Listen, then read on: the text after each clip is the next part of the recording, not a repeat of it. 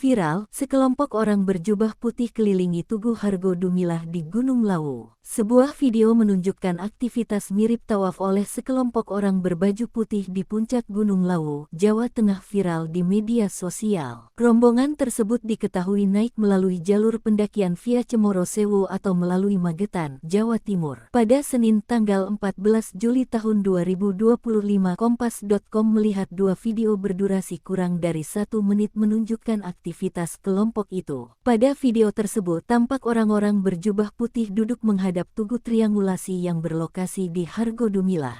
Mereka duduk bersila menghadap tugu sembari menyenandungkan langgam Jawa berisi pujian kepada Tuhan dan utusannya. Relawan Ceto Eko Sapardi Memora saat dikonfirmasi mengungkapkan bahwa aktivitas yang dilakukan oleh sekelompok orang berbaju putih itu terjadi pada Jumat tanggal 11 Juli tahun 2025 siang lalu. Eko mengatakan, kelompok tersebut adalah salah satu kelompok aliran kepercayaan. Eko mengaku baru pertama kali mengetahui adanya aktivitas tersebut. Sementara itu, relawan anak Gunung Lawu Bes Haryanto menambahkan, kelompok tersebut sempat mampir ke Bancolono atau sebuah ritus yang berada di Tawangmangu.